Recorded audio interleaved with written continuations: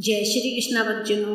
तो आज मैं आपको भाद्रपद मास के शुक्ल पक्ष की पद्मा एकादशी का महात्म सुना रही हूँ, तो आप श्रवण कीजिए। युधिष्ठिर ने पूछा, केशव, भाद्रपद मास के कृष्ण पक्ष के में जो एकादशी होती है उसका क्या नाम है, कौन देवता है, कैसी विधि है, यह बताइए। भगवान श्री कृष्ण बोले, राजन, इस विषय में मैं तुम्हें आश्चर्यजनक कथा सुनाता हूँ जिसे ब्रह्मा जी ने महात्मा नारद से कहा था। नारद जी ने पूछा, चतुर्मुख, आपको नमस्कार है। हे भगवान, विष्णु की आराधना के लिए आपके मुख से यह सुनना चाहता हूँ कि भाद्रपद मास के शुक्ल पक्ष में कौन सी एकादशी होती है। ब्रह्मा जी ने कहा, मुनिश्रेष्ठ, तुमने बहुत उत्तम बात पूछी है। क्यों न हो, वैष्णव जो ठहरे, भादों के शुक्ल पक्ष की एकादशी पद्मा के नाम से विख्यात है। उस दिन भगवान ऋषिकेश की पूजा होती है। यह उत्तम व्रत अवश्य करने योग्य है। सूर्यवंश में मानधाता नामक एक चक्रवर्ती सत्यप्रतिज्ञ और प्रतापी राजऋषि हो गए हैं। वे प्रजा का पालन और से पुत्रों की भांति धर्म पूर्वक पालन किया करते थे। उनके राज्य में अकाल नहीं पड़ता था, मानसिक चिंताएं नहीं सताती थी और व्याधियों का प्रकोप भी नहीं होता था। उनकी प्रजा निर्भय तथा धन धान्य से समृद्ध थी। महाराज के कोष में केवल न्यायोपार्जित धन का ही संग्रह था। उनके राज्य में समस्त वर्णों और आश्रमों के लोग अपने अपने धर्म में लगे रहते थे। मानधाता के राज्य की भूमि कामधेनु के समान फल देने वाली थी। उनके राज्य करते समय प्रजा को बहुत सुख प्राप्त होता था। एक समय किसी कर्म का फल भोग प्राप्त होने पर राजा के राज्य में 3 वर्षों तक वर्षा नहीं हुई। इससे उनकी प्रजा भूख से पीड़ित और नष्ट होने लगी। तब संपूर्ण प्रजा ने महाराज के पास आकर इस प्रकार कहा। प्रजा बोली, नृपश्रेष्ठ, आपको प्रजा की बात सुननी चाहिए। पुराणों में मनीषी पुरुषों ने जल को नारा कहा है। वह नारा भी भगवान का अयन निवास स्थान है, इसीलिए वे नारायण कहलाते हैं। नारायण स्वरूप भगवान विष्णु सर्वत्र व्यापक रूप से में विराजमान हैं। वे ही मेघ स्वरूप होकर वर्षा करते हैं।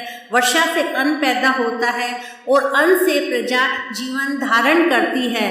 नरश्रेष्ठ, इस समय अन्न के बिना प्रजा का नाश हो रहा है, अतः ऐसा कोई उपाय कीजिए जिससे हमारे योगक्षेम का निर्वाह हो।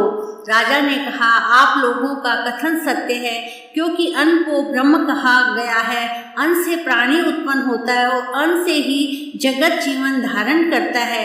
लोक में बहुधा ऐसा सुना जाता है तथा पुराणों में भी बहुत विस्तार के साथ ऐसा वर्णन है कि राजाओं के अत्याचार से प्रजा को पीड़ा होती है, किंतु जब मैं बुद्धि से विचार करता हूँ तो मुझे अपना किया हुआ कोई अपराध नहीं दिखाई देता। फिर भी मैं प्रजा का हित करने के लिए पूर्ण प्रयत्न करूँगा। ऐसा निश्चय करके राजा मानधाता इन्हें गिने व्यक्तियों को साथ ले विधाता को प्रणाम करके सघन वन की ओर चल दिए।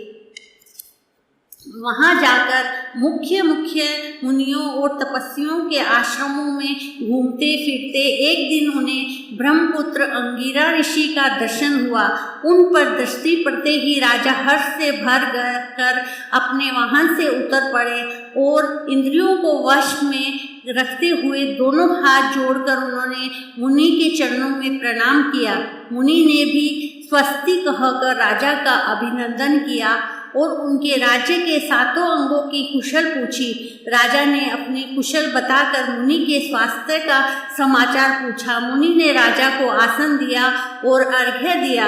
उन्हें ग्रहण करने के बाद वे मुनि के समीप बैठे तो उन्होंने इनके आगमन का कारण पूछा। तब राजा ने कहा, भगवान, मैं धर्मानुकूल प्रणाली से पृथ्वी का पालन कर रहा था, फिर भी मेरे राज्य में वर्षा का अभाव हो गया।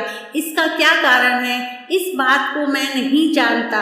ऋषि बोले, राजन, यह सब युगों में उत्तम सत्य युग है। इसमें सब लोग परमात्मा के चिंतन में लगे रहते हैं तथा इस समय धर्म अपने चारों चरणों से युक्त होता है। इस युग में केवल ब्राह्मण ही तपस्वी होते हैं, दूसरे लोग नहीं। किंतु महाराज, तुम्हारे राज्य में यह शूद्र तपस्या करता है, इसी कारण मेघ पानी नहीं बरसाते। तुम इसके प्रतिकारक यत्न करो, जिससे यह अनावृष्टि का दोष शांत हो जाए। राजा ने कहा, मुनिवर, एक तो वह तपस्या में लगा है, दूसरे निरपराध है, अतः मैं इसका अनिष्ट नहीं करूँगा। आप उक्त दोष को शांत करने वाले किसी धर्म का उपदेश कीजिए। ऋषि बोले, राजन, यदि ऐसी बात है तो एकादशी का व्रत करो। भाद्रपद मास के शुक्ल पक्ष में जो पद्मा नाम से विख्यात एकादशी होती है, उसके व्रत के प्रभाव से निश्चय ही उत्तम वृष्टि होगी। नरेश, तुम अपनी प्रजा और परिजनों के साथ इसका व्रत करो। ऋषि का यह वचन सुनकर राजा अपने घर लौट आए। उन्होंने चारों वर्णों की समस्त प्रजाओं के साथ भादों के शुक्ल पक्ष की पद्मा एकादशी का व्रत किया। इस प्रकार इस व्रत के करने पर मेघ पानी बरसाने लगे, पृथ्वी जल से आप्लावित हो गई और हरी भरी खेती से सुशोभित होने लगी। इस व्रत के प्रभाव से सब लोग सुखी हो गए। भगवान श्री कृष्ण कहते हैं, राजन, इस कारण इस उत्तम व्रत का अनुष्ठान अवश्य करना चाहिए। पद्मा एकादशी के दिन जल से भरे हुए घड़े को वस्त्र से ढककर दही और चावल के साथ ब्राह्मण को दान देना चाहिए। साथ ही छाता और जूता भी देना चाहिए। दान करते समय निम्नांकित मंत्र का उच्चारण करें। नमो नमस्ते गोविंद बुद्ध श्रवण संज्ञक अघोघ्य सक्षयम कृत्वा सर्वसौख्य प्रदो भव भुक्ति मुक्ति प्रदश्च चैव लोकानां सुखदायकः।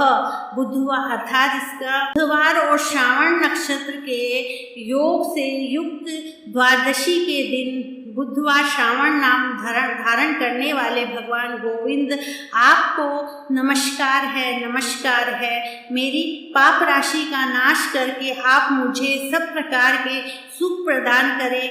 आप पुण्यात्मा जनों को भोग और मोक्ष प्रदान करने वाले तथा सुखदायक हैं।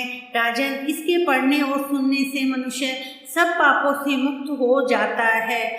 तो राधे राधे। पसंद आए तो लाइक शेयर सब्सक्राइब करें।